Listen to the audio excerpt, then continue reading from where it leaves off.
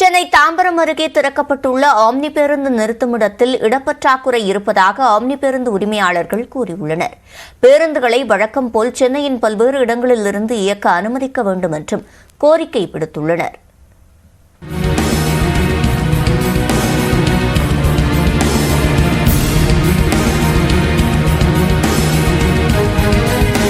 சென்னை கோயம்பேட்டில் இருந்து கிளாம்பாக்கத்திற்கு பேருந்து நிலையத்தை மாற்றிய போது ஆமினி பேருந்துகள் நிறுத்த இடவசதி இல்லாத நிலையில் அங்கிருந்து 7 கிலோமீட்டர் தொலைவில் முடிச்சூர் அருகே 5 ஏக்கர் பரப்பளவில் 42 கோடியே 70 லட்சம் ரூபாய் செலவில் ஆமினி பேருந்துகள் நிறுத்துமிடம் அமைக்கப்பட்டது.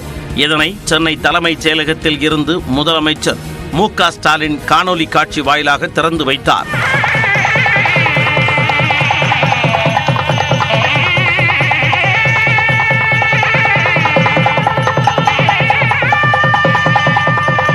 ஆமினி பேருந்து ஓட்டுநர்கள், நடத்துனர்கள் என 100க்கு மேற்பட்டோர் ஓய்வெடுக்கும் அளவுக்கு 2 கட்டடங்கள் அமைக்கப்பட்டுள்ளன.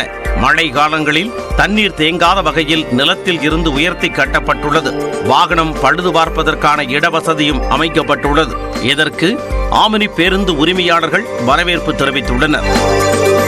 வண்டி கழுவுறதுக்கு வசதியாகும், மற்றபடி டிரைவருங்க தூங்குறதுக்கு, அப்புறம் கழிப்பறைகள், அப்புறம் ஃபுட் கோர்ட் வச்சுருக்காங்க டிரைவருங்க சாப்பிட்றதுக்கு. இந்த மாதிரி எல்லா வசதியுமே எல்லாமே இருக்குது.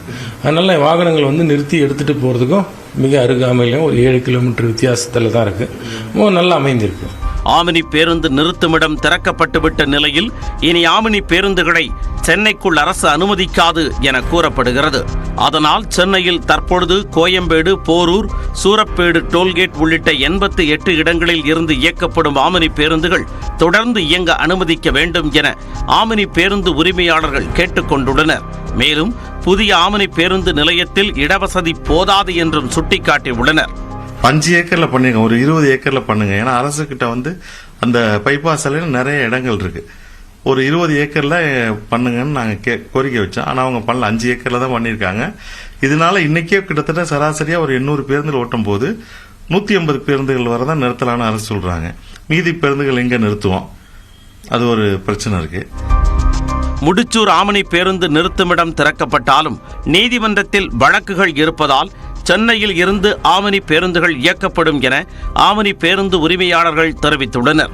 நியூஸ் 18 தமிழ்நாடு தொலைக்காட்சி செய்திகளுக்காக செய்தியாளர் ரகுவரன்.